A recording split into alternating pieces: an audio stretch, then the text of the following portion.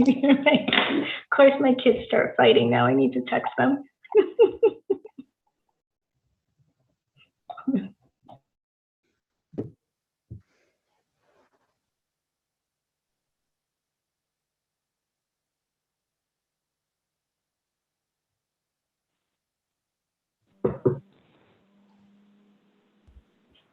Mayor, this is Joe Fazzi, the bond counsel. I just want to let you know I'm on the line. Thank you, Joe. You're live now. Thank you. Thank you, John. Good evening, everyone, and welcome to our Monday, May 17th Town Council meeting, our remote meeting. The above meeting will be conducted remotely. In-person public attendance is not permitted. The public can access the meeting remotely on the Town of Rocky Hill website by accessing the URL or by cable television listed below by meeting date, May 17th, 2021. As you know, you can join by URL, which is www.rockyhillct.gov/video. You can also join by cable television on Cox Channel 16, Government Access, Frontier Channel 6068, Government Access.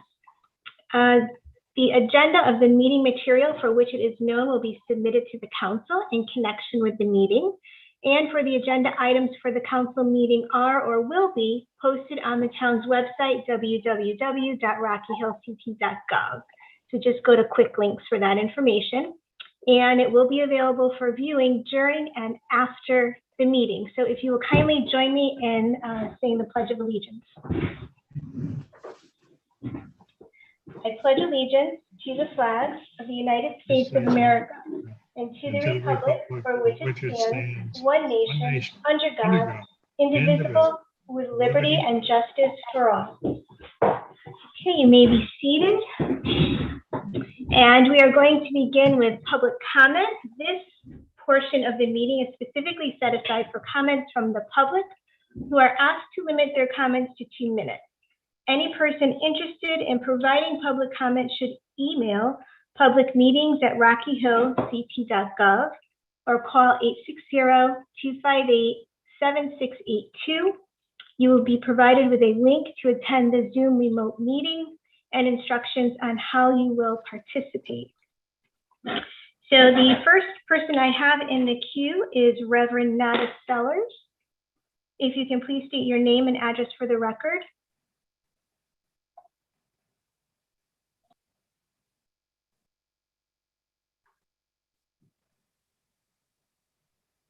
Just give her a minute. Sometimes there's a delay. Yeah.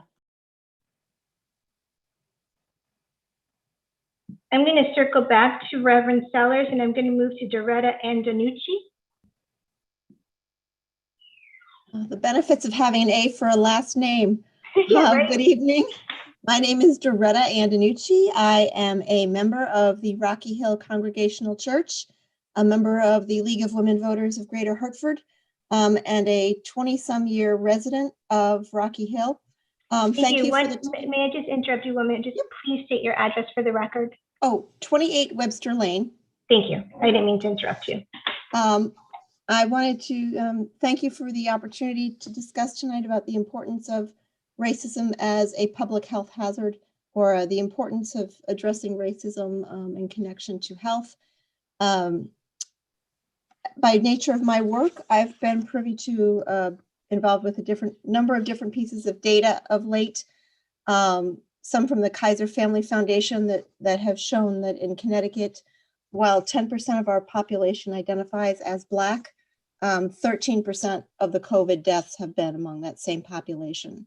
So the COVID-19 pandemic has been a definite health hazard, or had adverse health effects on our Black neighbors. At the same time, when I look at the data that's produced by Data Haven out of New Haven last September, 55% of Black respondents identified that they had a difficult time just making ends meet financially. In addition to 20% of the respondents saying that they know someone who had died or had someone in their family pass away from the virus. So clearly Connecticut is seeing undue impact of health issues and COVID among our Black and Latino neighbors. And I appreciate the fact that Rocky Hill is willing to address this as an issue. Thank you.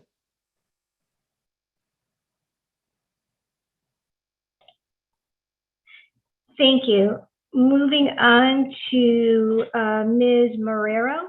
Can you please state your full name? Oh, wait, I missed one. Move first before Ms. Marrero, Ms. LaSalle. If you could state your full name and address, please. Good evening, everyone. My name is Jaira LaSalle, and I am on 42 Ashwell Avenue. And joining here this evening in support of the motion to declare racism a health issue in our community, and also to and not just health-wise, right? They're not just in our community, but also to support the efforts that are statewide in that aspect. Thank you. Okay, thank you. Moving on to Ms. Marrero. Hi, can you hear me? We can hear you. Okay, so I am not in favor of it.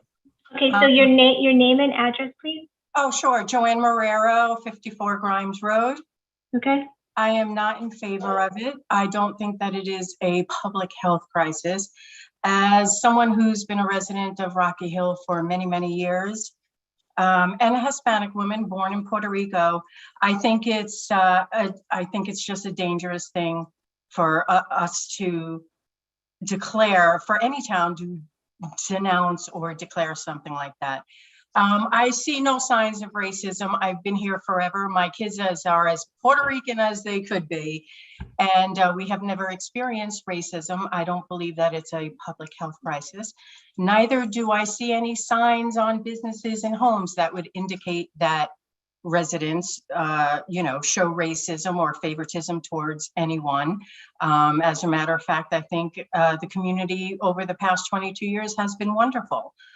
In addition to that, I did call the Rocky Hill Police Department, and I spoke with the records department over there about hate crimes or incidences where racism was an issue, and they, for the past 10 years, have zero records of that. I then asked them for the records for traffic stops, which lists Latino, Black, Asian, a variety of ethnic groups. And, I have those, the PDF for that. I could certainly share that with everyone. And it does not indicate that racism is an issue and that, certain people are being pulled over disproportionately. And so that is my stance. I do not believe it's a health crisis. I find that being a Puerto Rican born woman living here in town, it's been wonderful. I never felt like people were racist towards me. As a matter of fact, I find it insulting that people try to refer to Latinas as brown people or colored people or anything like that. I'm just a human being. And I actually don't appreciate all these things that go on about racism. We all have a choice, and that's our God-given right and our freedom. Okay, thank you, Ms. Marrero. Thank you. I see that Reverend Sellers is on. Reverend, if you can please state your full name and address. We'll call you next now. Sure. My name is Nada Sellers, pastor at Rocky Hill Congregational Church, and I live in West Hartford, but my reason for strongly supporting this discussion and the ability of the town to get on board with a wonderful initiative about racism and the problems that need to be recognized and resolved is 805 Old Main Street in Rocky Hill, where our congregation is seated. Our church building. And if you want me to say anything more, I'm glad to. Thank you, Reverend. Moving on to Ms. Barron, if you can state your name and address, please.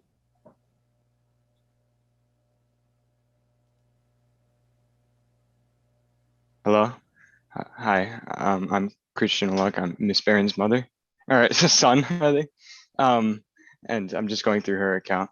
But I live on 2 Tumblebrook Road, and I've gone through the school system since 2013, and I have seen racism in the school. I've seen racism in every level. I think a good example of that would be on the bus home in last year in 8th grade.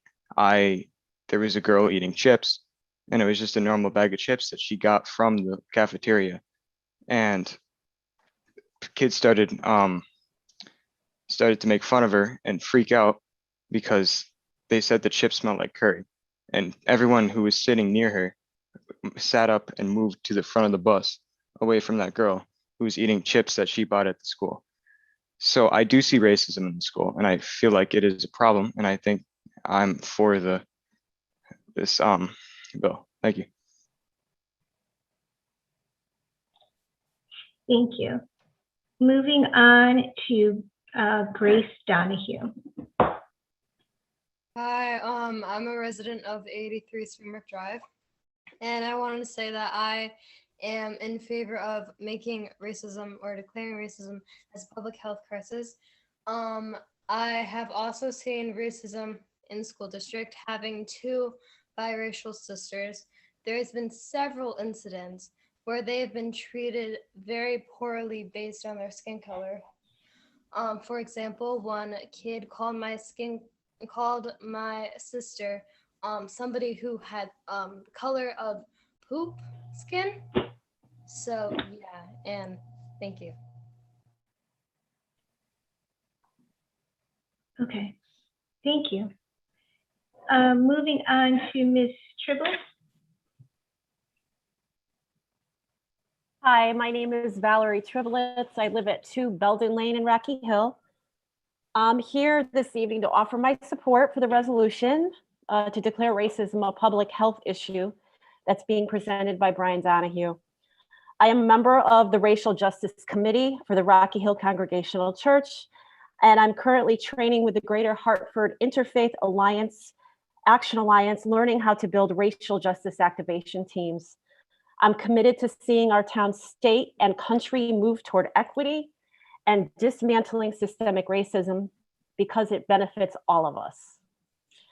I am fortunate to have participated in meetings coordinated by Brian and heard the information from Health Equity Solutions, Black Lives Matter, and our own Central Connecticut Health District.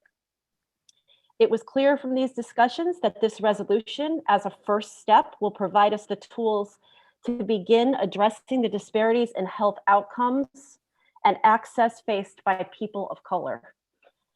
I'm not going to share baseline arguments about why this resolution is necessary, because I'm confident that all of you serving the people of Rocky Hill have done your homework, you understand the disparities, and acknowledge the history that contributes to this problem.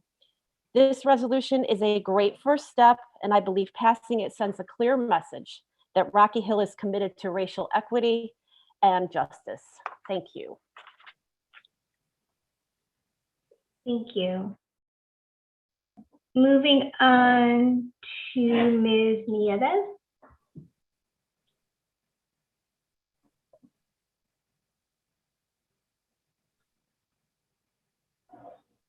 Okay, we will circle back. Moving on to Ms. Carr. I'm going to try to scan to see if I see people actually here, although they could be on the phone. I'm trying to get on the phone. It's not registering. Hello? Hi, we can hear you. Who's speaking, please? This is Jalila Nieves. Can you hear me? We can hear you. Yes, you're live at the council meeting. Can you please state your address and your comments? Sure. My name is Jalila Nieves, and I'm at 279 Catherine Drive. And I'm here to support, to declare, sorry, I'm in the middle of something at the same time, that racism is a public health crisis. I cannot say that I've personally experienced any sort of racism at this point. However, I do believe it is a systemic problem, and I believe a lot of the stories that I hear, because I've experienced them, elsewhere. I do have mixed race children, and I want to ensure that they are given a fair opportunity and that they aren't being judged by the color of their skin. So I'm definitely in favor. One example that I can think of as some of the systemic issues is my son, who's only 3 years old, is I remember recently he goes to Rocky Hill Public School, that he came home with like a Indian headdress, and I was really surprised that they were still doing those things in the school system. I'm sure we did them long ago, but I would imagine that that should be taken out of practice, unless it was approved by some Native American, like high tribe person or whatnot. But definitely in support and appreciate the group of people that are doing a lot more than I am to bring awareness to any systemic issues. Thank you. Okay, thank you.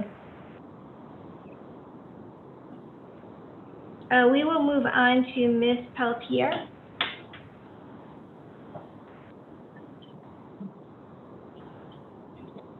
Okay, we can circle back. Moving on, we have an organization, C, Connecticut. Do we have a representative here from them? Hi, I can speak on behalf. My name's Kaylin Carr. I'm a resident. And we stands for Solidarity, Equity, and Education Support of Racism as a Public Health Crisis. We work a lot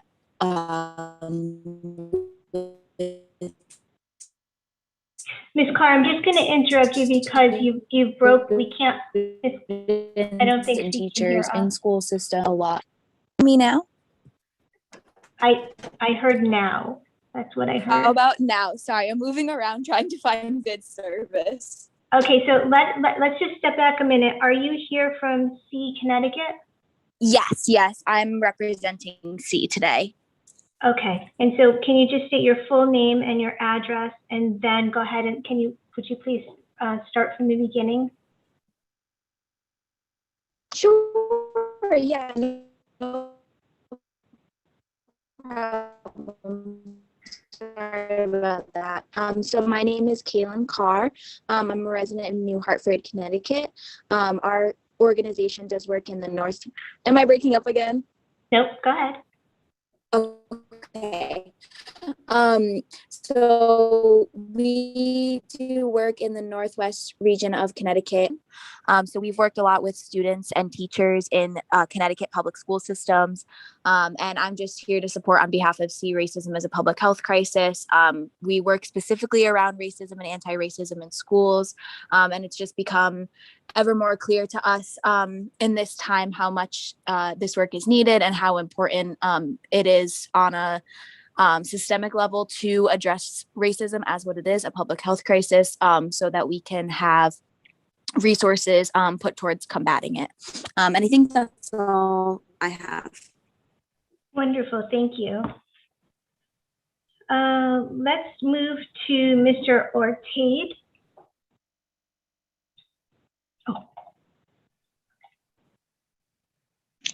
Can you guys hear me okay? Yeah. Good afternoon. My name is Michael Ortade. I am the president of Black Lives Matter 860, as well as a board member of Connecticut Equity Now, the statewide coalition housing activists from all over the state of Connecticut. The purpose of declaring racism a public health crisis is to create a call to action. It is to spur changes in many areas as racism has impacted the lives of millions of people in a plethora of ways. The American Public Health Association has expressed that racism is a driving force of the social determinants of health due to the resulting inequalities in a number of matters, including housing, education, and unemployment. Black, brown, and indigenous populations have also faced greater likelihood of unemployment and loss of insurance and food insecurity, lower vaccination rates, and a host of other social factors compounding existing inequities in this state, all of which are consequences of systemic racism. Our Asian and Pacific Islander community has faced a repeated volley of verbal abuse, as well as an overwhelming amount of acts of violence due to the twisted rhetoric during the pandemic alone. Racism is killing us. It's been killing us for a long time. I'm not here to ask for the declaration. I'm here on the behalf of Black, Brown, Indigenous, and Asian members of your community to demand that you take the first step with the declaration. The sad part is that this is the first step. The groundwork comes afterwards. The data comes afterwards. The development of plans to tackle racial inequalities and inequities come afterwards. The implicit bias training, the courageous conversations about race, the centering of race, the acknowledgement of racism and acknowledgement of your own racism comes afterwards. It's sad for me to hear individuals cast out their own culture during this call and then continue to say that racism is not a problem. The discomfort will not go away until we face the demons that cause it. Declare racism a public health crisis. Don't wait on bills. Don't wait on the state. Don't wait on SB 1 or SB 6662. Do the groundwork here for the people. Thank you. Mr. Ortadi, can you please state your address for the record? I am from Hartford. Okay, fair enough. Thank you. Moving on, Kathy Sylvester.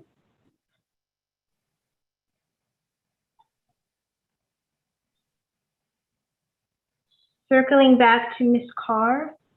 We heard from her. Was there anyone else who's there who didn't chime in when I called their name? If not, we're going to move off of public comment. I thank all of you for coming and participating. And we will move now to appointments and resignations.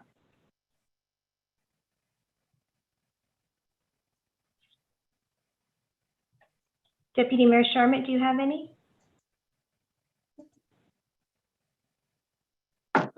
Mayor, we have no appointments or resignations at this time. Thank you. Councilor Duff? No appointments or resignations at this time. Thank you. Moving on, approval of the minutes. A, public hearing April 19, 2021. Is there a motion? Mayor, I'd like to make a motion to adopt the minutes of the meeting of the public hearing on April 19th of 2021. Okay. Is there a second? Second. All in favor? Aye. Aye. Okay. Approval of the minutes. B, Town Council meeting April 19th, 2021. Is there a motion? Mayor, I'd like to make a motion to adopt the town council meeting minutes of April 19th, 2021. And a second. Second. All in favor? Aye. Aye. And then our final one, approval of the minutes of the budget workshop on April 22nd, 2021. Is there a motion? Mayor, I'd like to make a motion to adopt the budget workshop minutes of April 22nd, 2021. Okay. And a second? Second. All in favor? Aye. Aye. Okay. And now, do we have a motion before we continue the subcommittee reports to modify the agenda? And Mayor, I can make a motion to add Mr. Brian Donahue to the agenda as, and where would you like him added? Old business, no, new business, sorry. We are new business, E. Sure, I can make I make the motion to add Mr. Brian Donahue to the agenda under new business, item E. Thank you.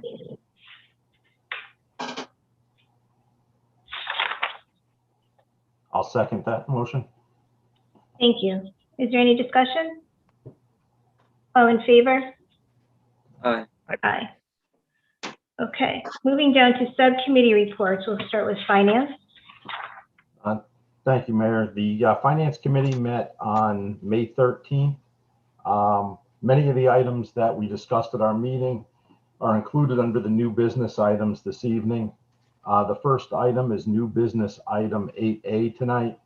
The Board of Education has estimated they'll be returning approximately $900,000 to the town general fund.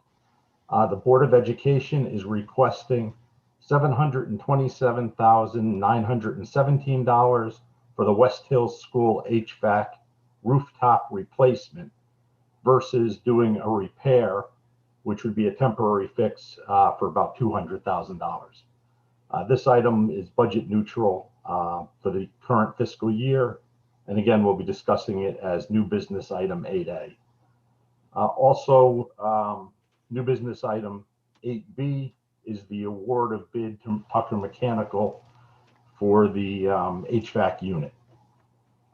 New business item 8C is a modification of the Rocky Hill budget adoption.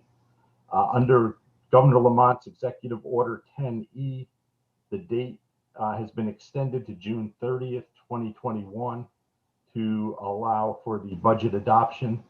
The primary reason for the delay is a lack of clarity in the use of the American Rescue Plan funds. And we do expect to have guidance from the U.S. Treasury before the end of May. So hopefully that'll help us in our budget process. The town did receive state aid from municipalities. We received our second installment for the Mashantucket Pequot grant for $71,182. And we received our third and final annual installment of the ECS grant for $2,526,576. Our next meeting is June 17th at 6 p.m. Thank you, Councilor Greenspan. Moving on to government ops. Hey, government operations has not had a meeting since our last town council meeting. We will next have our meeting on June 7th at 6 p.m. Thank you, Councilor Levine. Moving on to public safety. Mayor, the public safety did meet earlier this evening at 5:30. Fire department has reported that they responded to 44 incidences, bringing a total of year-to-date of 205. They have 367 training hours recorded, year-to-date 1,340 training hours. One firefighter injury reported, and on a year-to-date basis, 2 injuries so far this year. That does not include 2 firemen that went for precautionary reasons to the hospital after this weekend's fire. All are resting comfortably and are well. Total of 74 members on the fire department, with 64 active. The department engaged in April. There were let's see, some events at the at Stevens School. Let's see, no.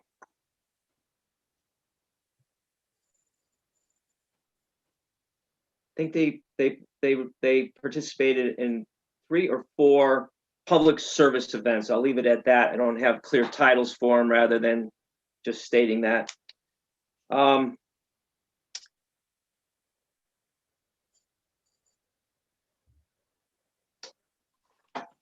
The police department reported calls for service 3,211 for the month. Motor vehicle accidents 34. Criminal arrests 34. Motor vehicle accidents 37. DUIs 4. Infractions issued 65. And warnings issued 335. And training hours at 285 hours. Car thefts, I guess, are at a similar number. I think they said 3, and similar to that of a prior year. So they feel like that is slowed down.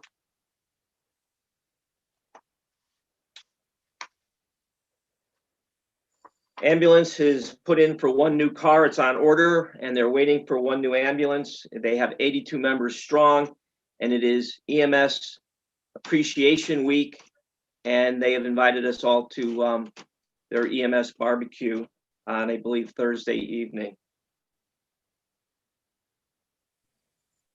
He responded, ambulance did respond to 264 calls with 1,274 year to date.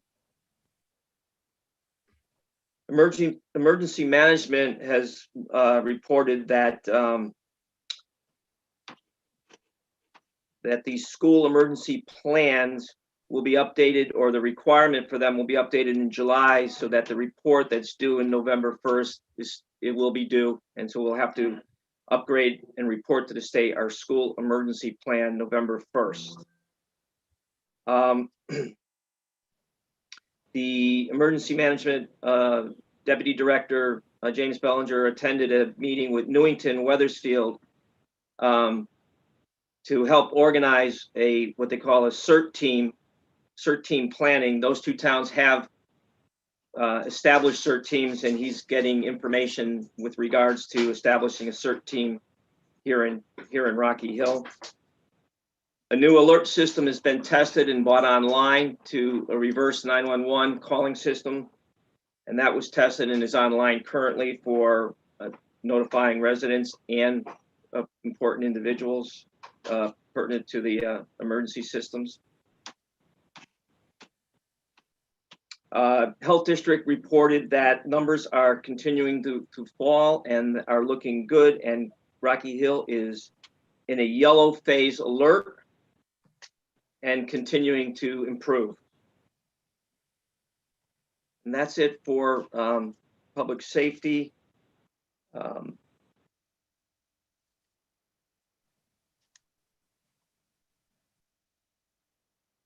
you, Deputy Mayor Sherman.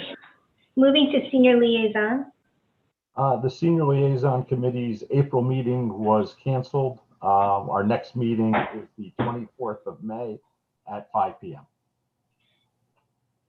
Thank you, Councilor Greenspan. Moving to land acquisition and farmland preservation. Mayor, no meeting has occurred since our last report, and our next meeting is Tuesday at 6. Okay, thank you. Moving on to liaison to the state representative and the state senator. I have no new reports. Okay, thank you. Moving on to the school liaison. Madam Mayor, no meeting, no report. Thank you, Councilor Prakash. Moving on to capital improvements committee. No meeting, no report.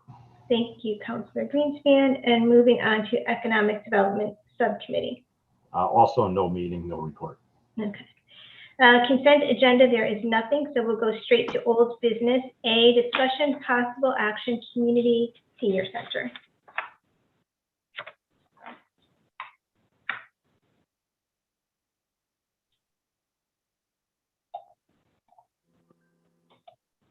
John, I think, John, you're muted.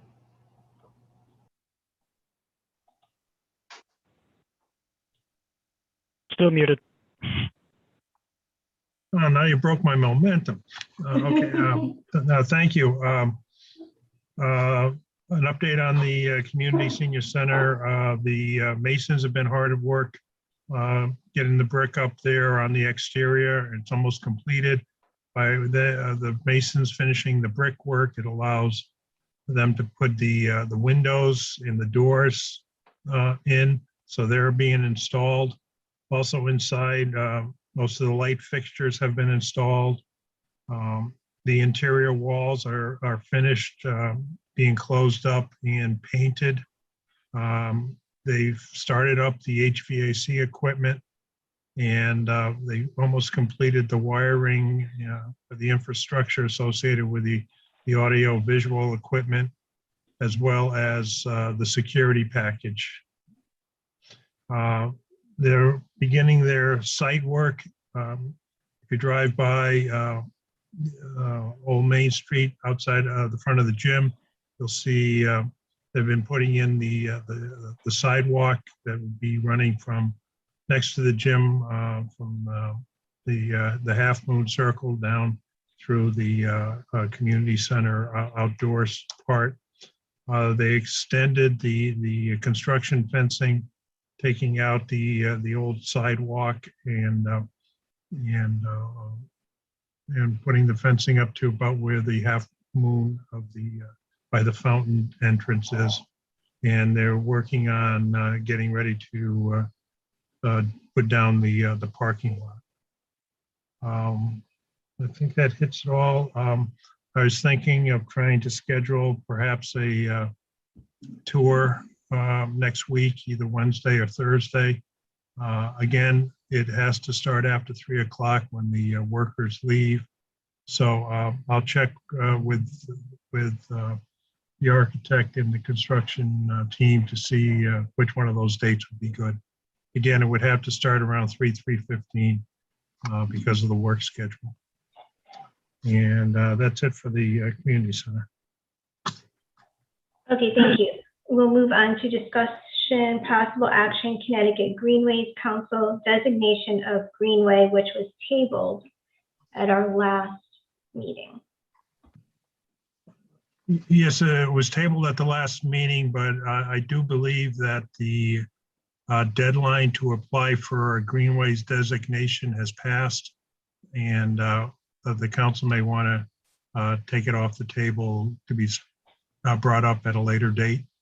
I believe the deadline has passed for this. Okay.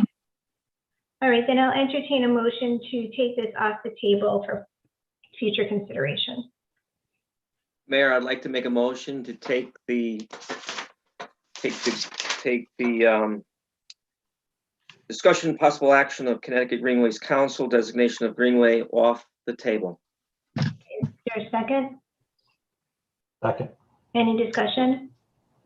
All in favor?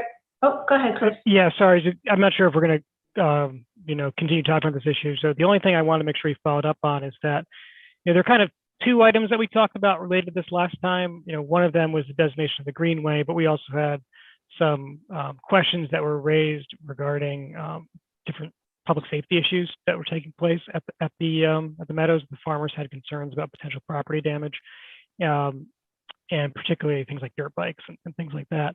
So even if we do not move forward with the Greenway, which sounds like since the deadline's passed, probably not something happening this year, I want to make sure we don't forget about that public safety piece. And I'm not sure if we have referred that to a different committee, if it's public safety, if it's farmland, but just to make sure that we are following up on that piece. I don't know if anything has taken place, but let's make sure we don't forget about that, because I think, whether or not we want to call it a Greenway, if word gets out that you can get through it and we do see an increase in usage, that's kind of coming no matter what we decide to, the certification we decide to pursue. So if there's some security things that need to get addressed there, we should make sure that we're doing that.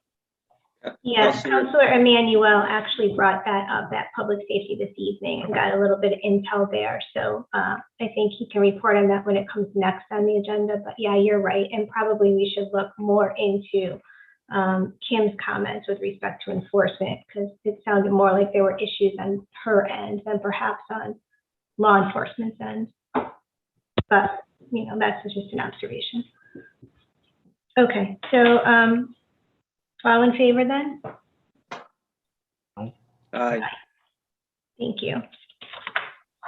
Okay, let's move on to new business. We first have discussion, possible action, Board of Education, return of funds to the general fund. Oh, and it's relating to West Hill School HVAC replacement project.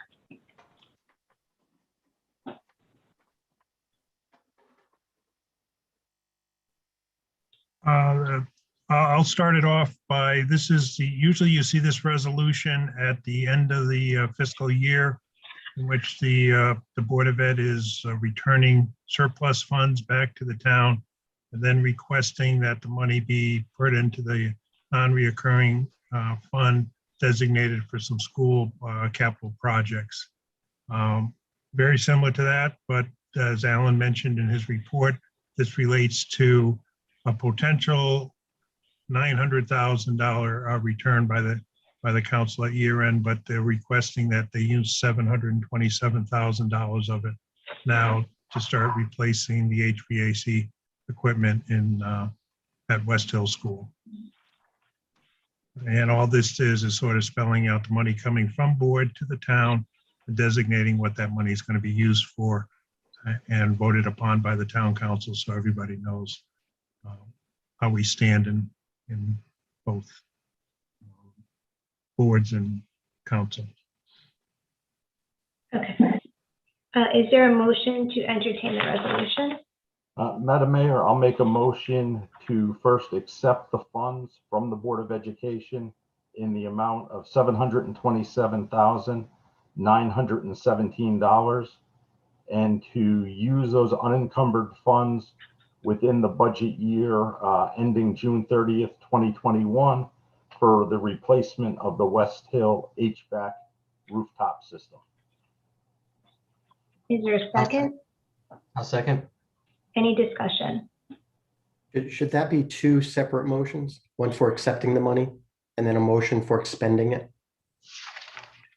It's on one resolution, so I don't know. I think we're doing the resolution. It's a 2-for-1 resolution. Okay. All right, no, that's fine. I just want to clarify. Okay. And then, sorry, one question. So we are saying this is the replacement of the West Hill HVAC equipment, but I believe this is phase one. I'm trying to remember what we discussed in finance, where there needs to be a follow-up phase next year. So I don't know if that needs to be, we want to call it phase one. Say it's not a full replacement, as long as folks understand that. Unless I'm misrecalling that, John. No, you're correct. This is what they're calling phase one. And I think they've requested money in this year's CIP for phase two. And then probably in following budget year, phase three would probably complete the West Hill HVAC plan, replacement plan. But you're right, Chris, it is phase one of 3. So I don't know if you want to amend Alan's motion to say phase one. We just don't want confusion to folks. You guys just approved that last year. What are we doing this year? Whoever is making that decision a year from now. Chris, I'll accept the friendly amendment to add phase one to the motion. Okay, thank you. Okay, so any other discussion? I will vote all in favor. Aye. Aye. Thank you. Okay, let's move to B, award of bid, replacement of West Hill School rooftop HVAC equipment. This piggybacks off of the resolution that was just approved. The 727 is going towards purchasing it from Tucker Mechanical for the installation and so on for $727,917. They went out to bid. They had 3 companies submit bids for 2 different types of equipment, a Tran and a Dicon. And the School Facilities Committee and Board of Ed is recommending going with the Dicon package, which I believe is the same equipment that was used at the Griswold Middle School project on a couple of summers ago, on a phasing project, 3-phase project. Okay. So is there a motion to resolve the award of bid replacement of West Hill School rooftop HVAC equipment? Madam Mayor, I'll make the motion to award the bid for the replacement of the West Hill School rooftop HVAC equipment to Tucker Mechanical of Meriden, Connecticut, in the bid price of $727,917. Is there a second? I'll second. Any discussion? All in favor? Aye. Aye. Thank you. All right, item C, discussion, possible action, modification of Town of Rocky Hill budget adoption.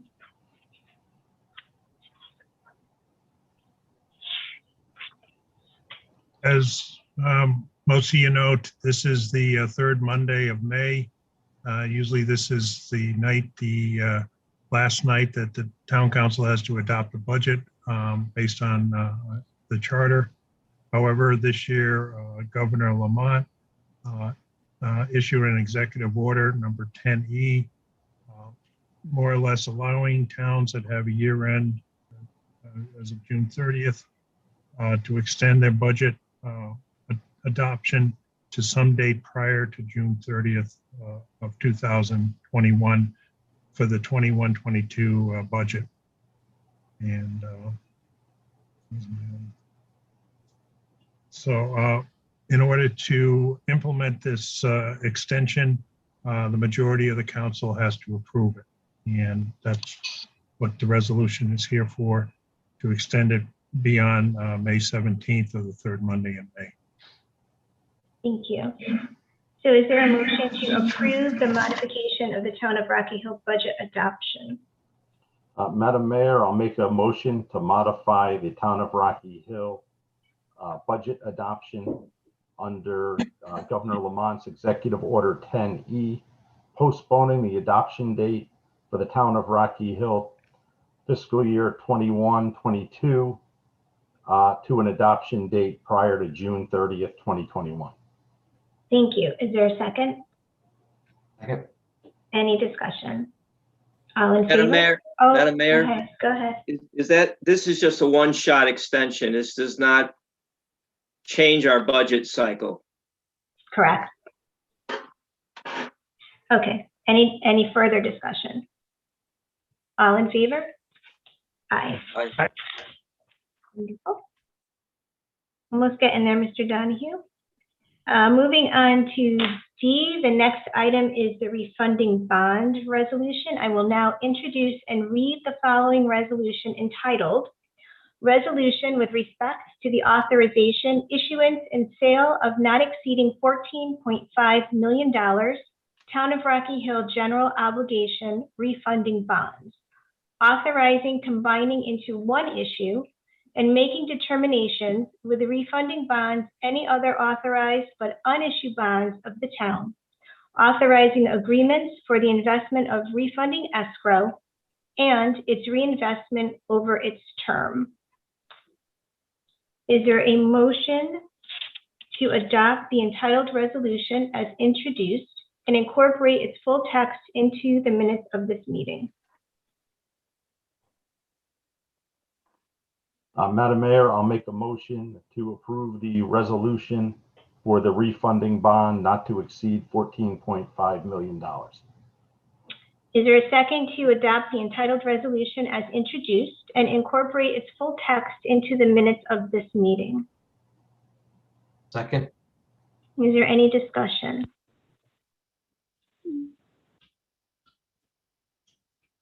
Okay. I'm going to now take a roll call vote. Deputy Mayor Sharma, Yes. Councilor Levine, Aye. Councilor Greenspan, Aye. Councilor Molero, Aye. Councilor Prakash, Aye. Councilor Duff, Aye. Councilor Emmanuel, Aye. Councilor Thoreau, Aye. and myself, aye. Thank you. Motion carries with full support. All right, we will now move to item A, resolution declaring racism a public health crisis with our presenter, resident Brian Donahue. Mr. Donahue, you have the floor now. Miss Mayor, should I read the resolution, or can someone post it on the Zoom? How does that work? We typically do read them in. Oh, okay. Let's just clarify. So I presume the full council has a copy. Is there anyone who does not have a copy? All right, so it sounds like they do have a copy. Oh, excellent. Okay.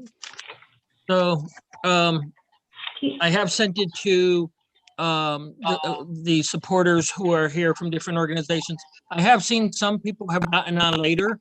Is there a possibility for them to speak and contribute, or is that portion over? Yeah, so public comment is over, but I would encourage anyone after this meeting who wants to comment they can certainly send their comments into council members. And how would they do that? So through email. So the same way that you've been emailing. So you can send it to, might be best, I would say, to send it to the town manager. And I believe you have his email. And if you don't, we'll get it to you. And then he can distribute that to the full council. That'd be great. Thank you, Ms. Mayor. You're welcome. So one of the things, there seems to be some misunderstandings about this resolution. This resolution is not saying that people of Rocky Hill are racist. It is saying that we as a town acknowledge that racism does exist, and it exists in many different forms, not just in Rocky Hill, but across the state and across the nation. So it's just is becoming more aware of what is happening in the other parts of the state, as well as the institutional racism that exists in many, including Rocky Hill, but many, many towns. It's not unique to Rocky Hill. And that's where I think some people are thinking that I'm coming in saying my town is racist and all that. That is not what I'm saying. I'm saying that Rocky Hill needs to become more informed, more inclusive, and more in solidarity with the people that are representing the, the members of the community. So I do want to thank the mayor for letting me come today.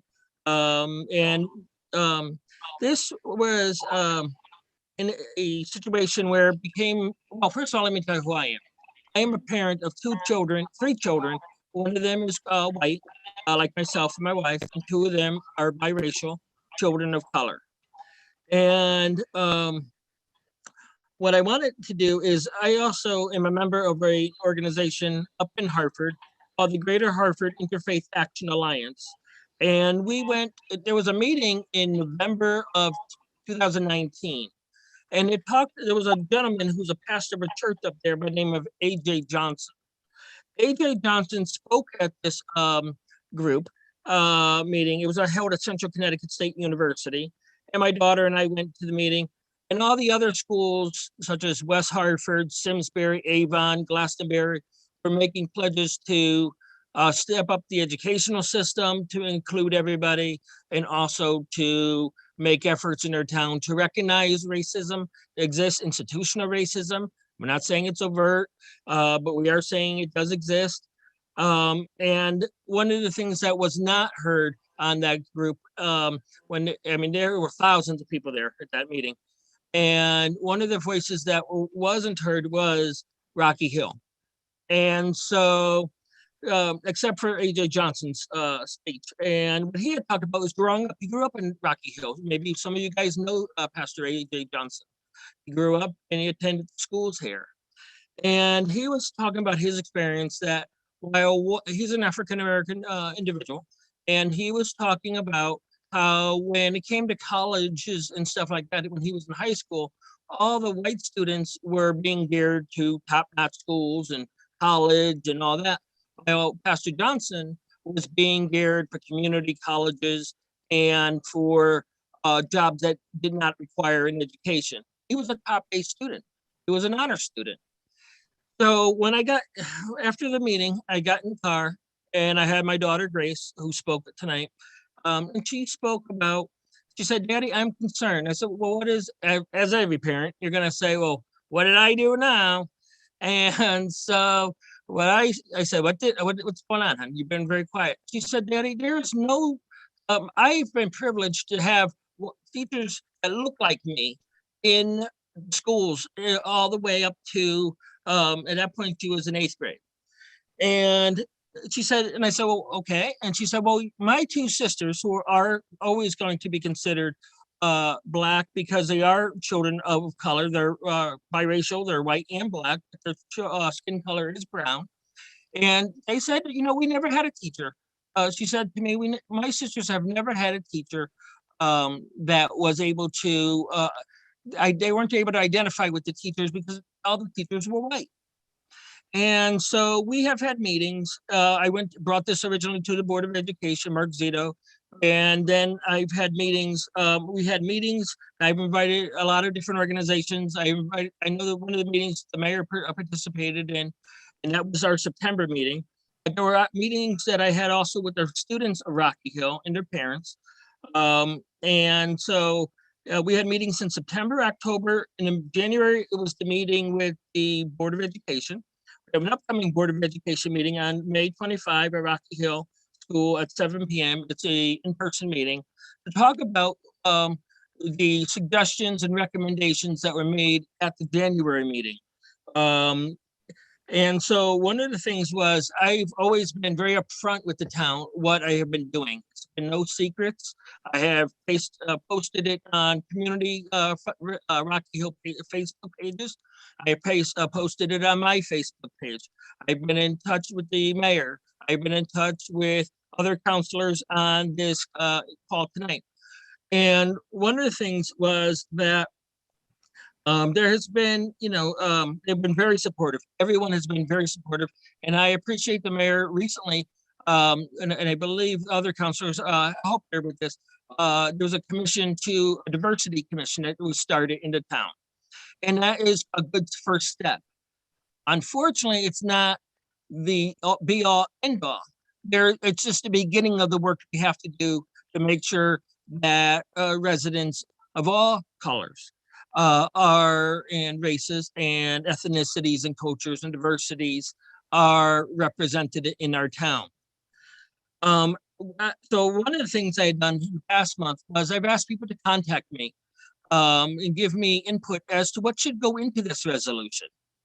And we heard from, I heard from quite a few people, and they talked about lack of inclusion and lack of equity within the community, not just within the school district, but also within the wider town community.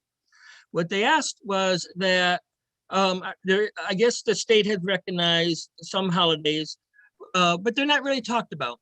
For instance, there is some mention of Diwali, which is an Indian a celebration holiday. There's also Hanukkah. There's also Three Kings Day. And while these people know they exist, they don't really have a full conversation with the students about these holidays in school. You might have had a younger class do it.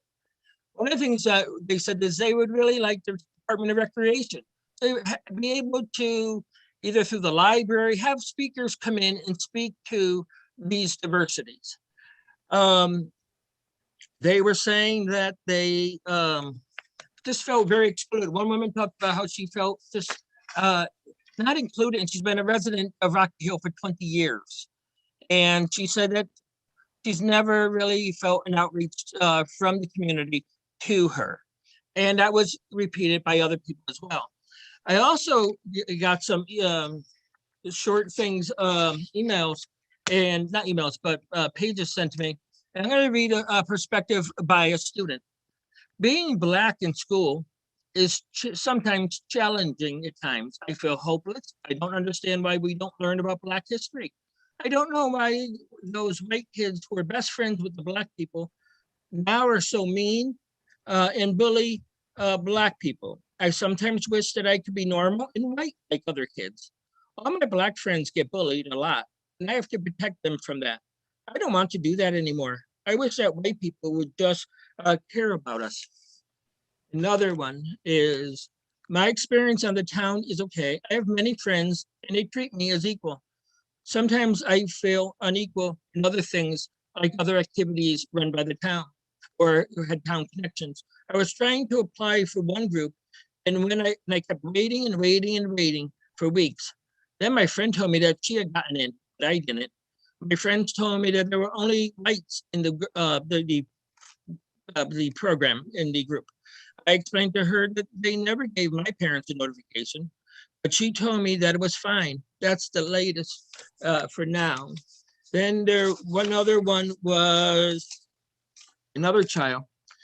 An experience that I had at Rocky Hill was a time this year at a game that she was playing. My coach, they had bought ice creams for the children, and the coach's hands were white and sticky. and it said that they had ice cream dripping off the sides of them. And he rubbed his hands all in my hair. I didn't know that this was bad until my parents addressed this with me, but I couldn't address it with the coach. I didn't feel that I had the power to do so. And so there are incidents of things. I've had an incident where another child I know of, just recently, actually it was last week. And what they happened in this one was that, the school has the windows open, so a fly got into the school. And people were trying to whack the student, not to whack the student, whack the fly, with, just to kill it, unfortunately.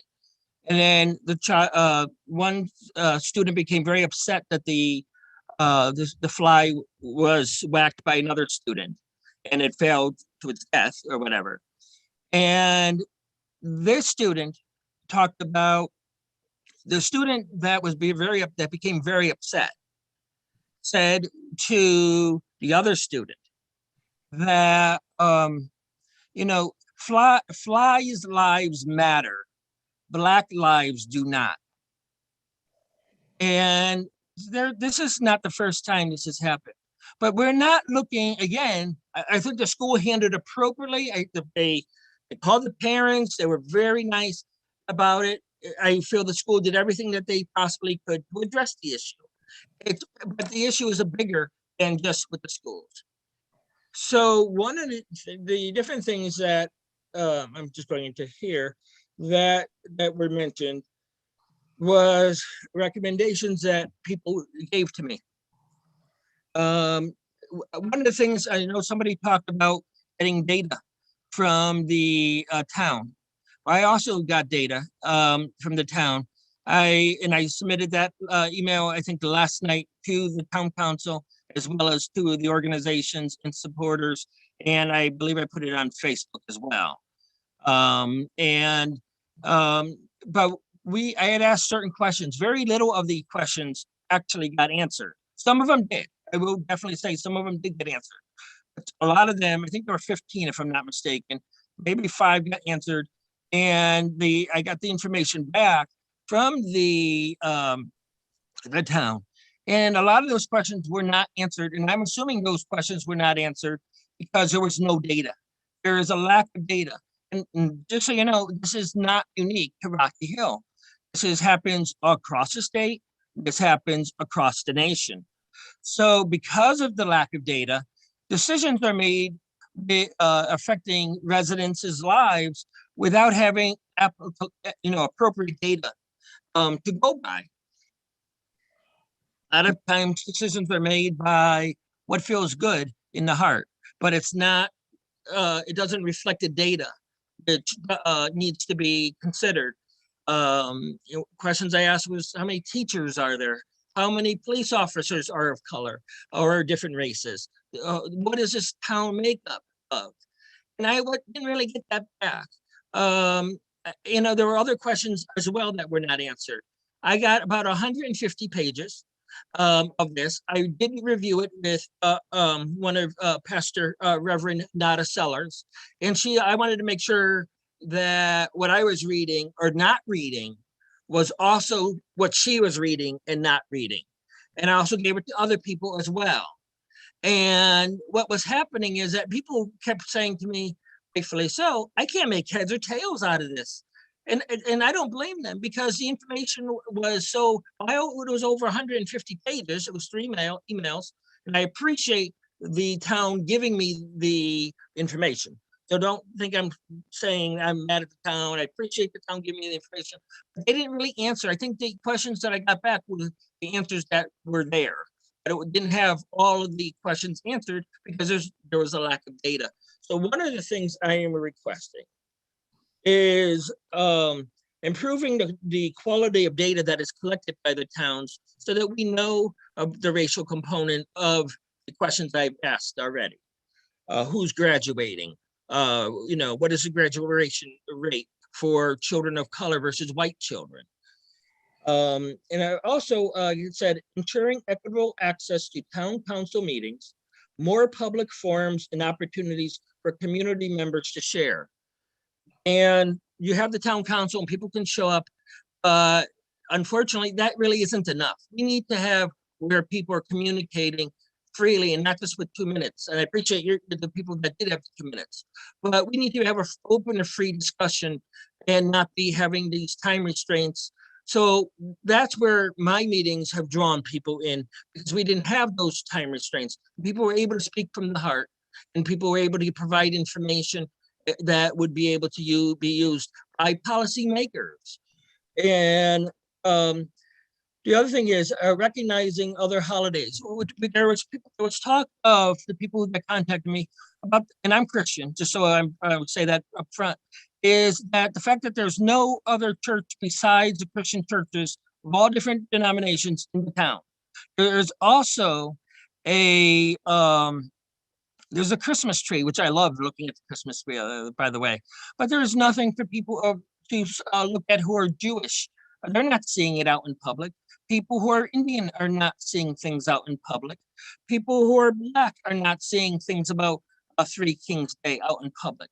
So I guess I'm requesting that the town be able to be sensitive to that and hold events for those things so that people can celebrate the diversity and people can learn from the diversity.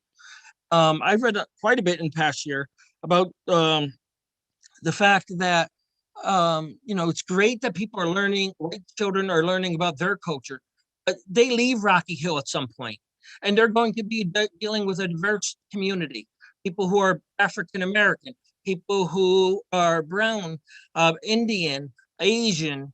We talked about an incident last time I was actually at the town council providing public testimony, that last year there was an incident that I heard mentioned here, that there was somebody tried to run over an Asian girl with a bike, who was on a bike at that point. That is a concern to me. The fact that you hear Asians are being blamed for the coronavirus, not just in Rocky Hill, but in the state and also the country. So those are things that were really looked at.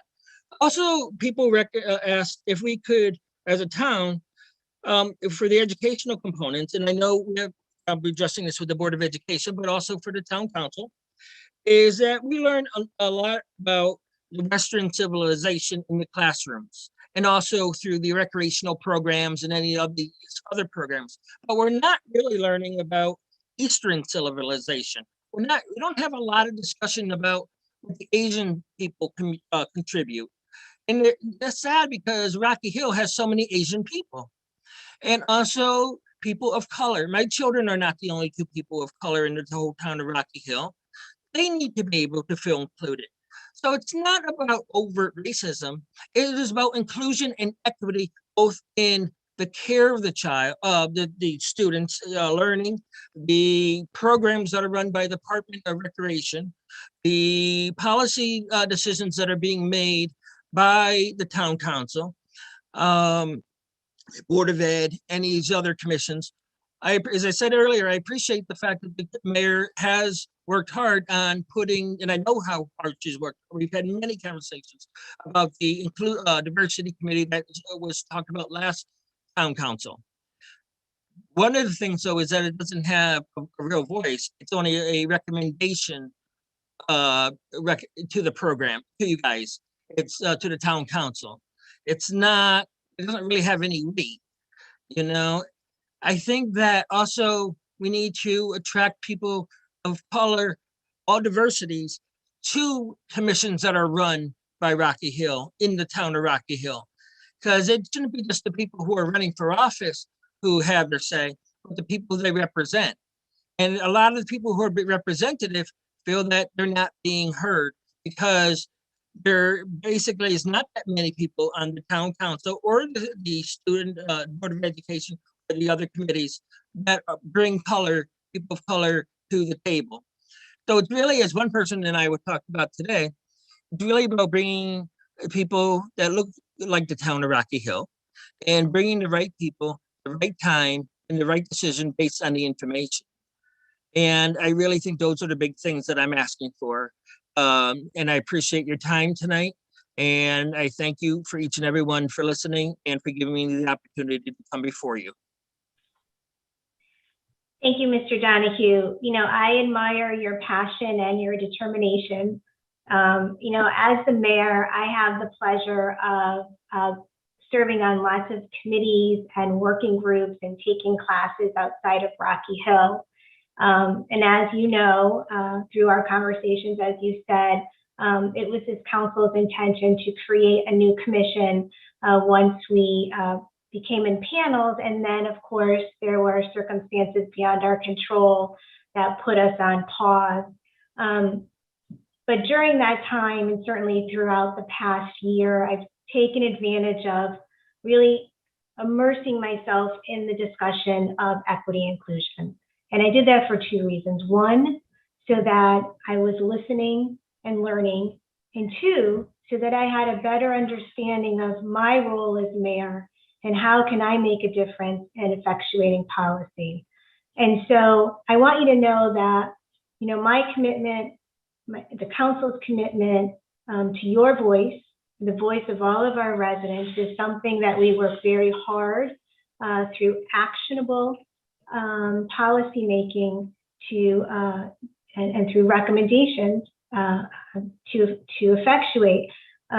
You know, recently we had the pleasure of hosting the chair of the state commission on women, children, aging, I think it's called Women, Children, Aging, Equity, and Inclusion. Yep.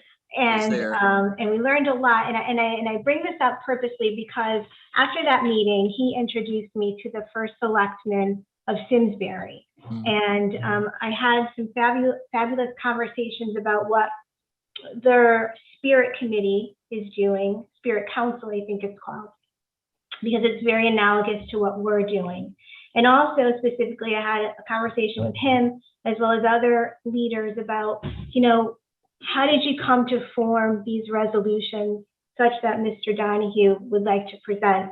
And so what I've seen is that the language you've used in yours is verbatim to Simsbury, and I understand that this comes from Health Equity Solutions. And I believe that, I think West Hartford has adopted this same template. And I don't know of the other 20 towns. I think we're up to 20 towns now in the state of 21. Connecticut, 21 towns in the state of Connecticut who have adopted a resolution, but honestly, I have not seen all of them. So I don't know what their language is. But I want to tell you that any resolution that we adopt shouldn't be symbolic, right? And I think that your resolution goes beyond symbolism. I think it actually puts in there policy implications. And you have to have policy implications if we expect to have an impact.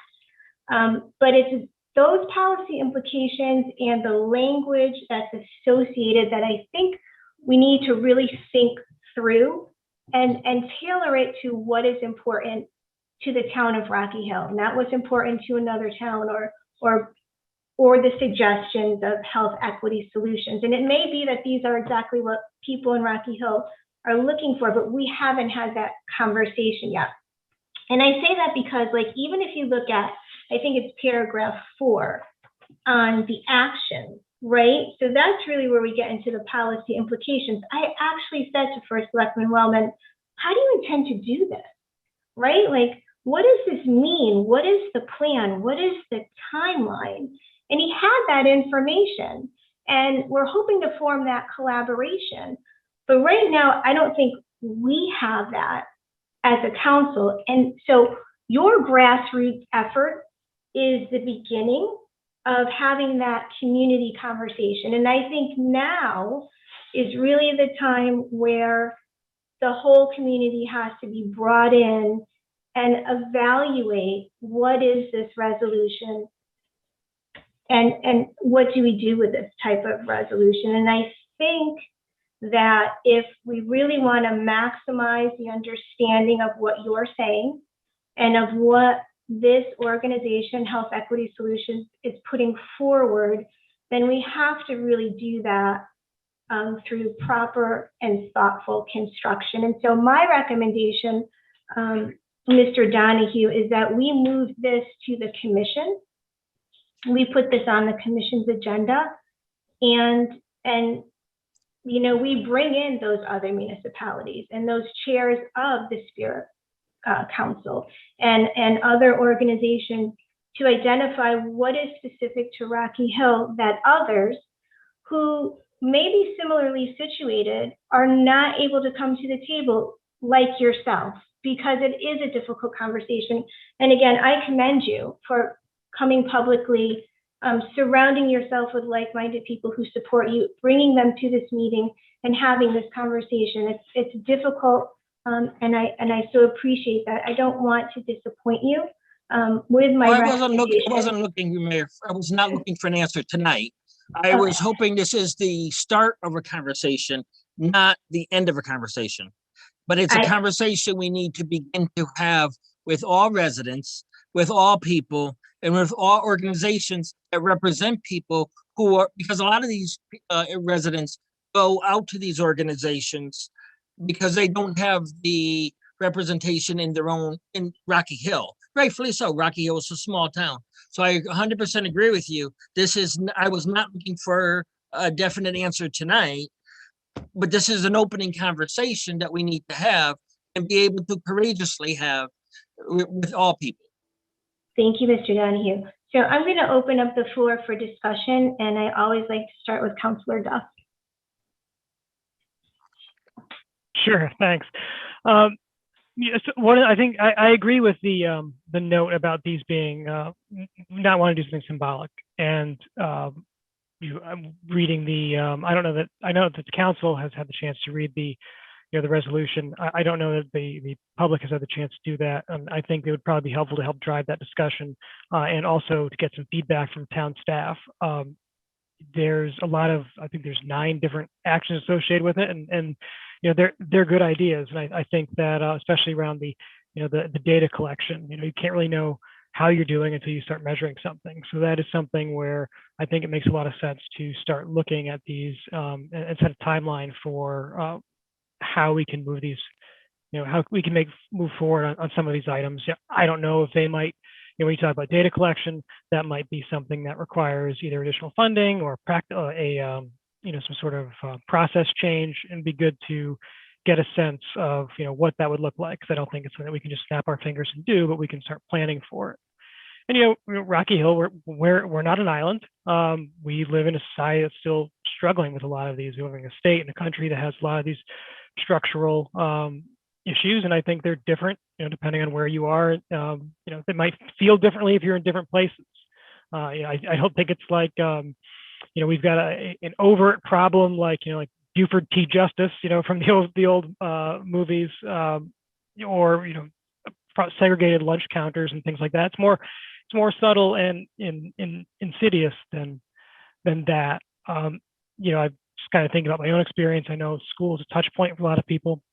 I didn't go to school in the Rocky Hill school system, but I remember, I always asked a lot of questions that when I was a little guy, that happened too. And I remember at a parent-teacher conference, one of the teachers, who I definitely annoyed them, said, this kid's going to be a lawyer. And kind of, that was the reaction. And it was kind of half joking, but also a way of, letting my mom know that I was, annoying in class. But if I was different, if I was a girl, if I had brown skin, if I had a headscarf, that behavior might have been interpreted very differently. It could have been something that was labeled oppositional defiant disorder. I could have been put on medication. The idea that my behavior was seen in the best possible light, even for a small thing, was kind of a form of privilege that I didn't really understand until we had, conversations with people, 5, 10 years, who didn't have that same experience, who didn't feel the same way, folks who didn't feel they could speak out. And I think it's things like that where you're taking your own blinders off and you're opening up the horizon of your own experience that can help make our town feel like more of a home to everybody who lives in it. And that's why we need to consider actions like these. We've made a lot of progress. I don't think anybody would disagree, but progress isn't perfection, and this is something that we still need to move towards. So I would like to see this conversation continue and get some feedback from some of those organizations that you mentioned. I think the health district might have some feedback as well on some of the health statistics that put some data behind the passion that we're hearing. And then also get some feedback from town staff or others who might be involved with this. What is it actually going to take to to start moving towards where we can collect data and adjust our programs to take some of these equity matters into account. So hopefully, 'cause I know we're at the beginning of the process to impanel that, that new commission, and we're looking forward to that. But hopefully, we can start doing some of the groundwork. So when they meet, we have, they're not starting off square one. So understanding that we're probably not going to move on to this tonight, hopefully we can have some checkpoints along the way as we look towards building something, long term. Thank you. I agree. Thank you, Councillor Duff. Councillor Malero? Quite frankly, there isn't much more I can say than what most have already said. I mean, Brian, you've indicated quite a few examples. I myself, have been through. I've seen things that surprised me, especially being a kid growing up in certain neighborhoods as well. And I think what it boils down to really is education, and I really think that's the key thing, right? It's the more you educate, and the question becomes on how do you structure that education, and that structure naturally falls into that commission of inclusion and innovation. I think is the proper way to do this, and I'm definitely in favor of that direction. Thank you, Councillor Malero. Just trying to keep a checklist of everyone. Councillor Emmanuel? Yeah, no, I don't have much further to say, but Brian, I think you did a terrific job outlining this and pushing it over the past 6 or so months. We've seen historically in the 60s, we thought things would change. Historically, we thought things would change in the 90s. And it just seems to be something catastrophic that would initiate these types of conversations. So, I applaud your efforts, and hopefully this will change the minds of many people in the right direction. And I agree with Councillor Malero that a little more education in this area would certainly help. But again, I applaud your efforts. Thank you very much. Okay, let's go over to Councillor Greenspan.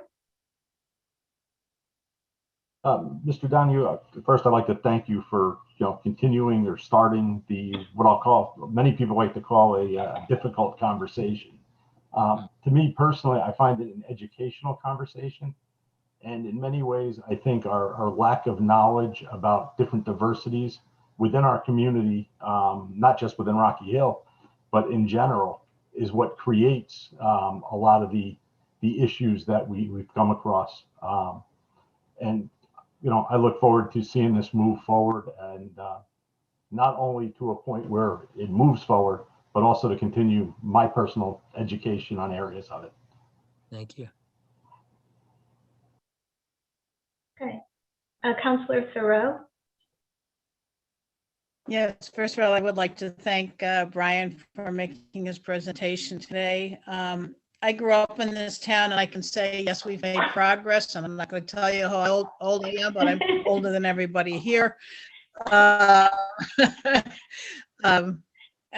We've made progress, but we're obviously not there yet.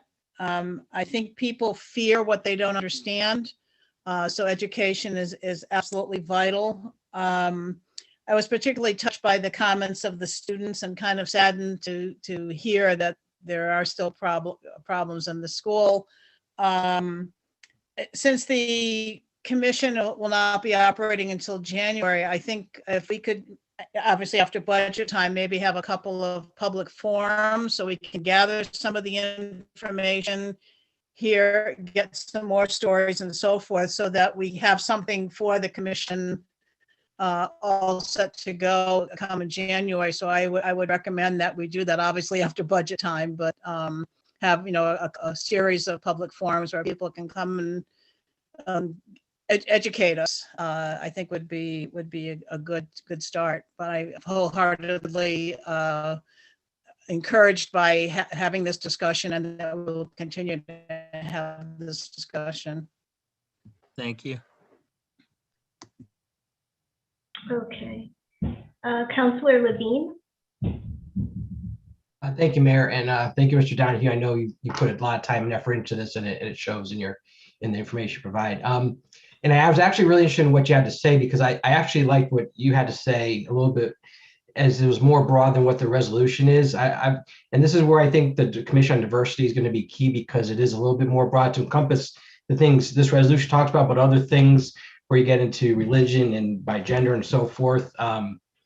As a Jewish American, there was a tweet done by a CNN contributor on the CNN national network that said the world needs a Hitler. Okay, everybody should understand what that means. And as a Jewish person, those other Jewish people on the council really understand what that means. So if we go down this route of having some sort of resolution, and to your credit, Mr. Johnny, you actually kind of went down the path of other things in what you had to say. And if we do go down the path of resolution, I'd like it to encompass some other thing besides just someone's color of the skin, because there are other issues at hand that need to be addressed. But I appreciate your efforts.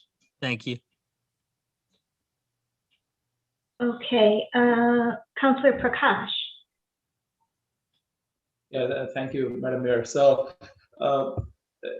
Brian, thank you for starting this conversation. I was part of this conversation when you joined Brian Dillon Board of Ed. I think it was a couple of months ago, and I believe the same way. I believe that day is that it's a conversation starter, right? And I think these issues are kind of entrenched, a lot of these things, and the solution is kind of longer than what we would expect. So one resolution or one legislation is not going to do it. Having said that, what you put in the resolution, it has like some concrete action items, and one of those, as I think Chris mentioned, this very close to my heart, is the idea of like measuring things. And I think that's what I am for, like starting at a point where you can have tangible solutions, tangible gaps that can be filled, right? We can pass a resolution today or tomorrow or day after tomorrow. That's of less concern to me than actually identifying the things we want to prioritize, right?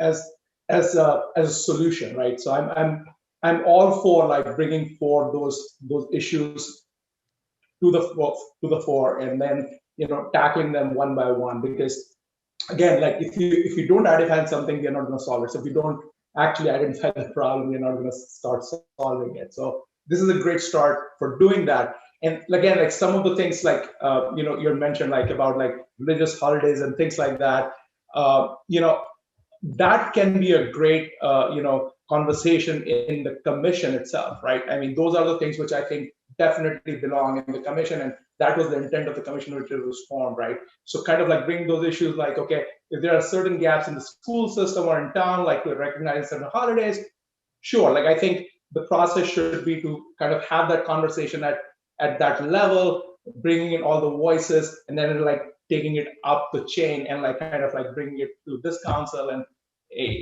moving it forward. So I think process can be kind of a it's not the most fun thing, but I am a believer in like process and taking that time to actually do the right things. So I think I fully support like what you have in that document, but I would like to take the path of like taking it to the commission, like going forward from there and building up on that foundation. So I commend you for being here and like raising this issue, which I think again, like the most important part is the conversation. I think it has been touched by several people. I think education and conversation is the key. I think the more we do it, the better we are, and not just in this forum. I think, and one last thing I will say, I think I do like the idea about like what Councillor Thoreau said about even outside of this forum, like having this conversation. I will be happy to like join this conversation if invited, and I'm sure there are many people on this council who would gladly do that as well. And I think we don't have to have these conversations at the town council. I think if they're private conversations, they are private as in not imposed by the council, but public conversations in the public square. I think that would be a great place to start, because I agree that you need to speak from the heart on these issues. Otherwise, they will never go away, really. So thank you for coming over, and that's what I have to say. Thank you. Yeah, I do echo what you're saying. I really like Councilor Thoreau's idea of starting with the, public sessions, not necessarily even having to come to a town council, because it's intimidating and it's not fun, right? Because you can't go back and forth and speak to anyone. And also, I think you would be happy to know, Councilor Prakash, that there is there are several companies out there that actually do collect data and for this purpose. And one of the things I learned, Mr. Donahue, in speaking with First Selectman Wellman, is that what their Spirit Council recommended is putting out a survey to people, because not everyone's going to come to a public forum, even if we held it at Starbucks, right? They're just not going to do it. So they determined that they had 6% of their population is people of color. They have that data. And then they're in the process, they're going to look at vendors to do data analytics and figure out, ask survey questions. What is it that you want to see? What would be helpful? Just basic information to sort of build a foundation. So there are so many things that, that we could be doing similarly through a commission. But I forgot Deputy Mayor Sharma, so I'm going to stop talking.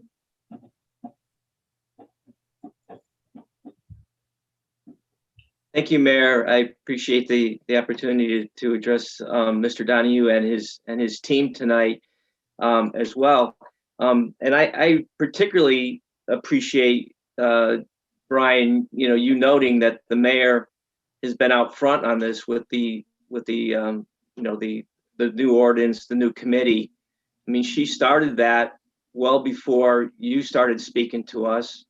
And I know that because she enlisted the help, and I thank her for being that far thinking, but she enlisted Dana McGee to really work with her to understand and to use the existing structure that the town already had a committee, just never populated, never used. It's kind of like your data, never collected, So the two of them went at it, and I think that we're all better off for it as we move through this process.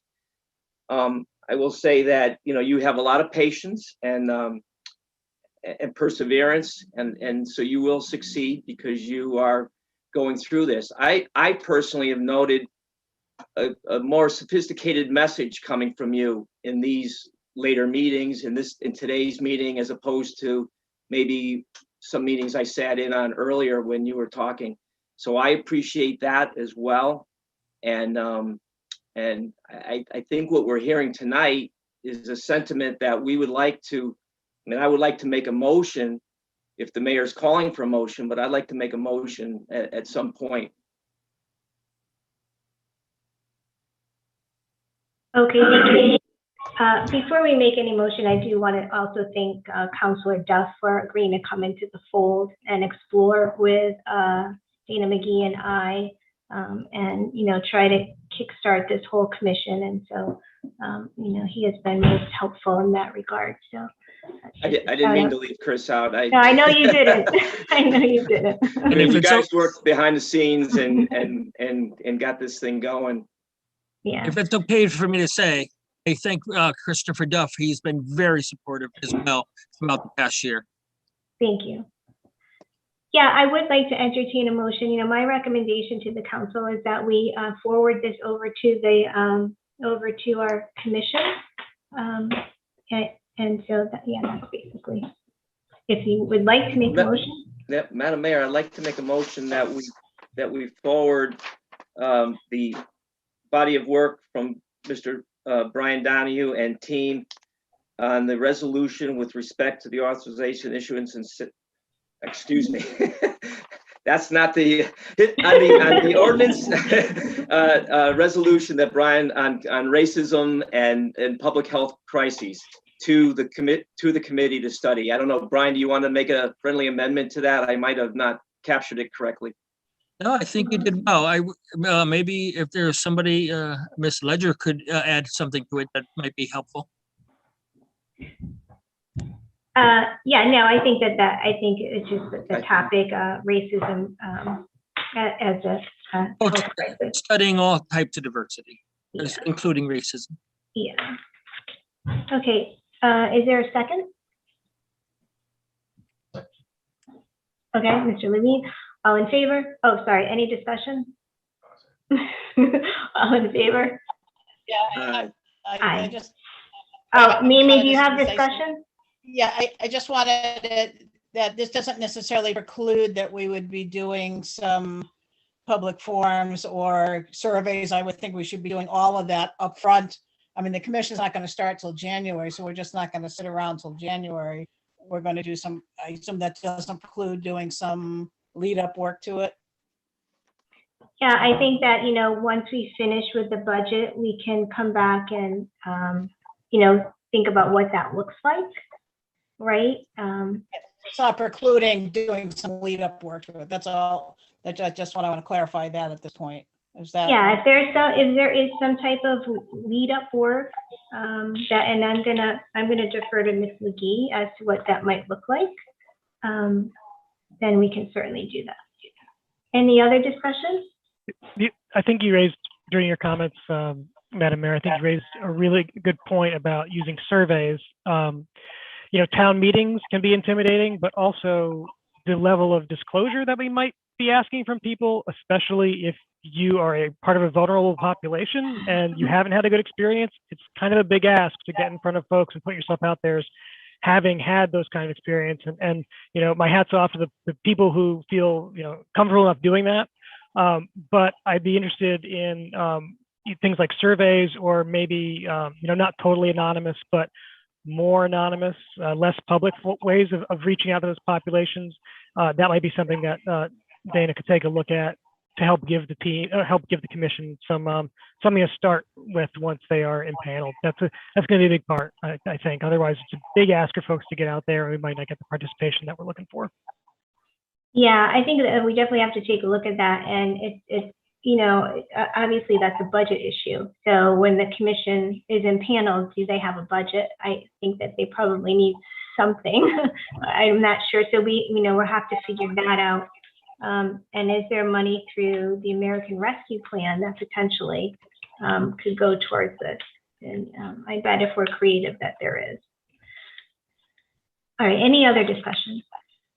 Yeah, Madam Mayor, just one thing quickly. Like I like this idea, and I like the idea that Ms. McGee can actually work on this, because I really appreciate what we did with working with the mayor, Dana there. So I think just identifying things we want to tackle first, I think that will be, again, like if the prep work is about the survey, then I would rather have it about one focused thing than like trying to tackle or boiling the ocean, so to say. So I think prioritizing this conversation will be really key here, and I look forward to getting recommendation from Dana on that, Madam Mayor. Thank you. And Dana, it seems I've just like put a whole new set of things on your plate to do, but we know that we're still in budget session, and certainly we're not expecting, some grand response from you. So, but we're very thankful for everything that you've done, and you advising us, and for any input and recommendations that you may have. As we move into the summer. Absolutely. I've been taking some pretty good notes, and so I will make sure that I keep everybody apprised so that we can do some of the reasonable things ahead of time and not lose momentum. I think it sounds like everyone is concerned that we not lose momentum. And I think we have an opportunity to still do some things while we wait for the commission to be impaneled. Great. Thank you so much. All right. I'm not even sure where we are now. the final vote. We ended discussion. Okay. Now you're looking for the vote. All right. So all in favor? Aye. Aye. Wonderful. Okay. We're going to now move on to the mayor's report. If I can find the mayor's report.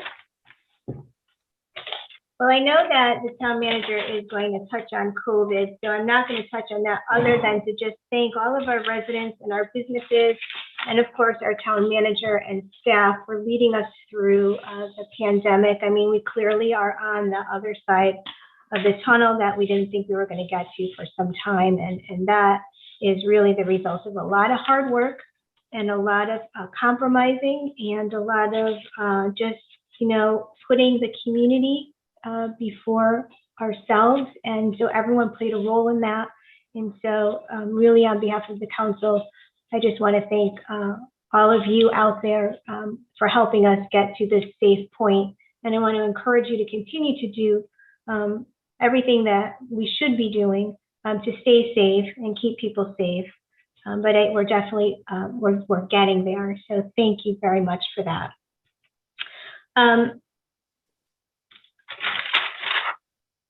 Probably I just want to give you, let's see,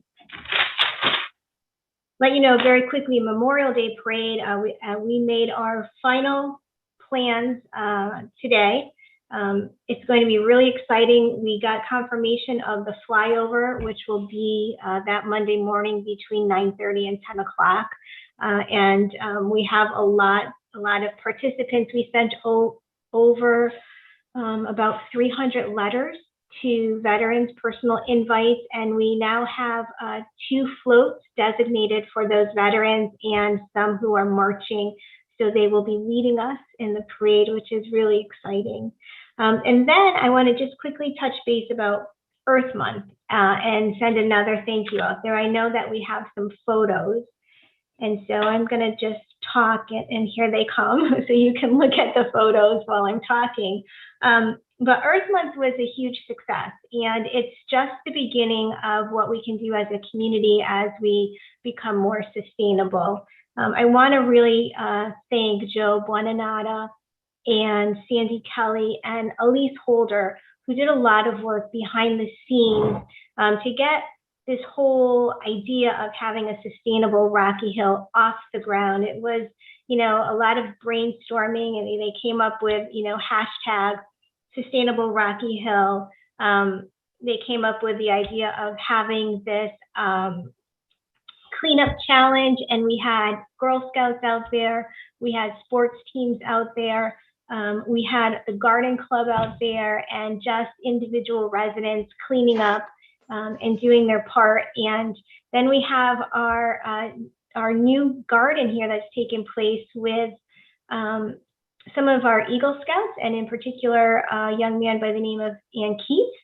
And they are working on the intergenerational community food bank garden. And that is actually going to be our first sustainable CT action. So as you recall, we created a policy where we joined Sustainable CT, and every time we do a project, we get credit. And with that credit, we receive certification for being a green town, which is a really cool thing to be. So this is our first project. We expect there's a crowdfunding component to it that Sustainable CT is putting together, and we expect that to go live this week. Unfortunately, we were told it would go live today, but it hasn't been able to. So in the next couple of days, I hope to report back to you. And then individuals, for every $1 that individuals donate, Sustainable CT will give us $1, and that's going into getting all of the plants. Ankith and the Eagle Scouts are building a greenhouse and this amazing compost bin. And so just a big thank you to everyone who's involved in that project, and of course to all of the residents who have been helping us with this new policy. And John, that concludes my mayor's report. And so we'll move on to the town manager report.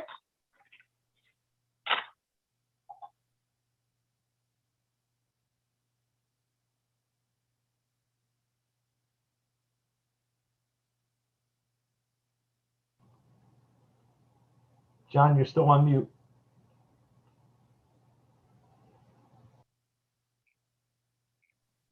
Oh, okay. Getting less trouble being unmuted, being muted. Just to follow up on a couple of things on the Memorial Day Parade, it does go off on Monday at 9:30. Those that are interested in marching should get down there around 9:15 or so. And the town council will be marching in the front of the parade, so it would be closer to the parsonage side of west of Chapin Avenue. I believe about might be behind the police cars and so on. So again, it's around 9:15 would be good. I did get an email from the superintendent relating to the Board of Ed presenting their budget to the town council, rescheduled date from May 4th. It was confirmed that, again, it would be May 27th, which is a Thursday at 5:30.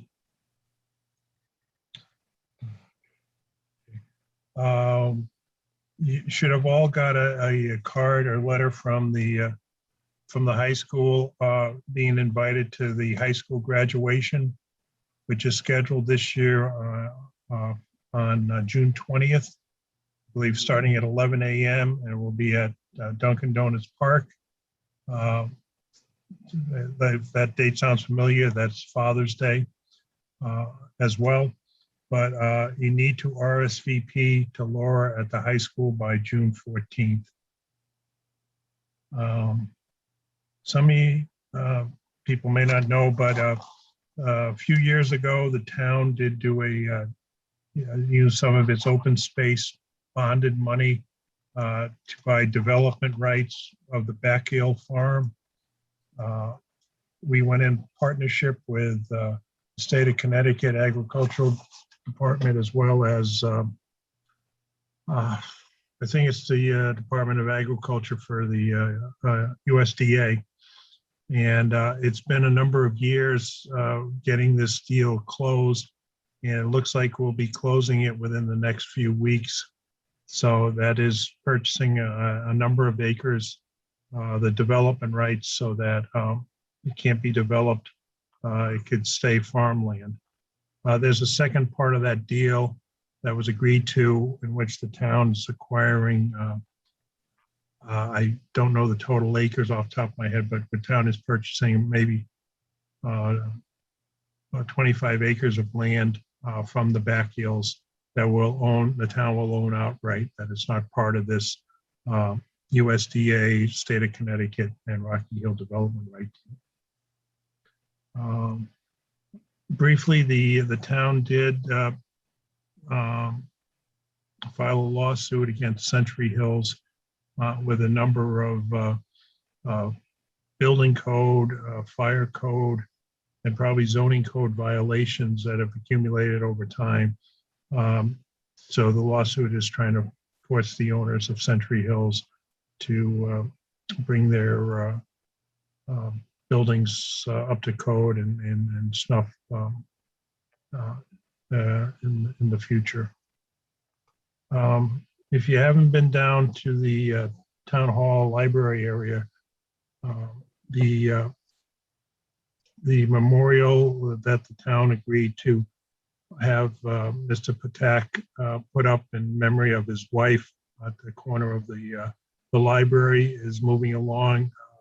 A number of shrubs and bushes have been planted, flowers and so on, as well as a marble, looks like a podium honoring his wife. And then there's a nice construction fence right next to it, but that will be coming down in a few months. Update on the streetscape from Steve. On the electrical side, all the electrical lamp bases and conduits have been installed. And if I've been told, it's 100% electrified. 95% of the sidewalk is done on the east side, which would be the side that the health district is on. The west side, they're working their way up to almost getting up to the whole deli. from Parsonage up to there. 75% of the brick edging has been put in on the east side or the health district side, and they're starting on the other side of the street as well. There's some delays with the planting of some of the trees. We've been told that DOT has to approve to tag the plants that can be planted on that stretch of road. Apparently there's one person in the state that does this, so we're waiting for that person to come to Rocky Hill with all the other projects that are going on. And they're beginning to pave the driveways to the entrances from Silestine onto the various business parking lots. We got about 40% of those done. On May 15th, or this Wednesday, the town hall will reopen again to the public. I know there's a lot of talk about the face masks, but the governor issued some guidelines saying that outdoors masks not required. Indoors, if you're vaccinated, you don't need to wear a mask, not required to wear a mask. If you're unvaccinated, you must wear a mask, and so on. So the town will probably take the approach that being in an office environment, we're recommending that people continue to wear masks while inside the building. Now, this is for just the town hall. The community center, senior center still will remain closed during the construction phase. And the library's been following the guidelines with the health district, as well as a number of libraries. So that they've been doing the same thing, and they've been pretty much open, except I don't believe they have seats, so you can't sit down while inside. And well, yeah, I guess that's it. All set. Thank you. Thank you. So, John, about this land that we're purchasing by the Bacchio Farm, can you just talk about that a little bit? Is that's not with the farmland bond money? No, it is. Okay. What it is in order to strike this development deal, certain portions of their property was not included or accepted by USDA and the state. And in order to close the deal with the Bacchios, the town stepped up and purchased, I wish I remembered the number of acres, but it's a nominal amount. But it was part of the transaction, two separate transactions, but in order to close the large one with the development rights, the town is doing that, and all the money is coming out of the referendum money associated with open space land acquisition. All right, the second purchase is just happening. It just happened after the fact. Well, it's part of the transaction, but the first one will be the development rights closing with the USDA, the Connecticut State Department of Agriculture, and Rocky Hill will be closing out, and the state will be the lead on monitoring those development rights.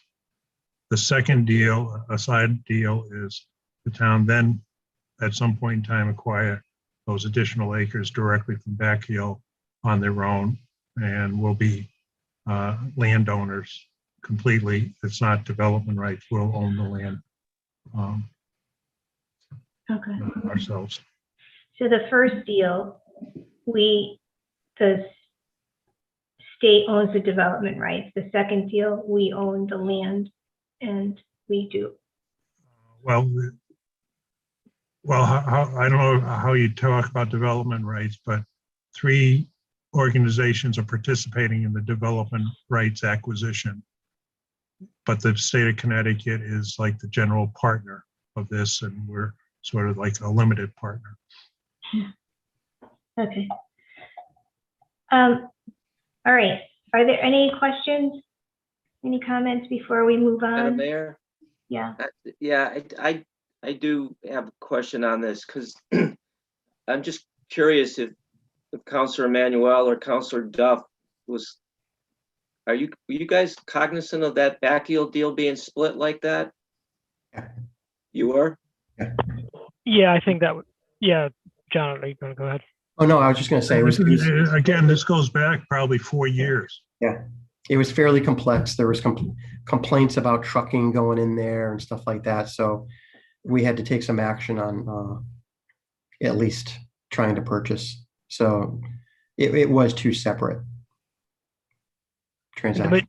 The majority of it was it like 88 acres? It's a big piece that we have the development rights on. There was like a tiny piece that we needed to purchase, but that's consistent. I think that the hang up was that the funds were, or the closing was being held while the state reviewed it for a number of years. I think, the town manager, John, knows better than us, but I think it had been closed for a long time, but the finalization was pending the state for quite some time. A bigger holdup was the federal government, because I think it had to be reviewed by the IRS. But the development rights is almost 200 acres that we'll be requiring. Again, the percentages are more along the lines of USDA is 45%, the state of Connecticut is around 23%, and Rocky Hill is about 32% to acquire the development rights. So the key thing was that the town was getting 68% of purchase price being paid by a third or by a third party.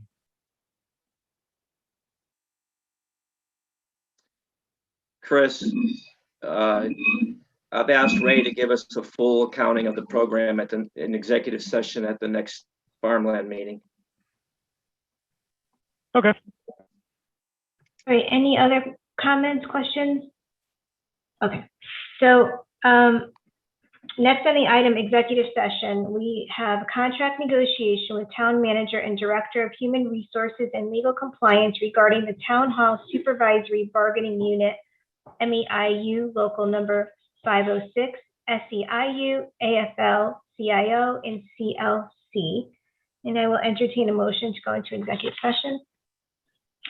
Madam Mayor, I'd like to make a motion to go in executive session for the purpose of the contract negotiation discussions with town manager and director of human resources and legal compliance regarding town hall supervisory bargaining unit, MEIU local 506, SEIU, AFL-CIO, CLC. Is there a second? Second.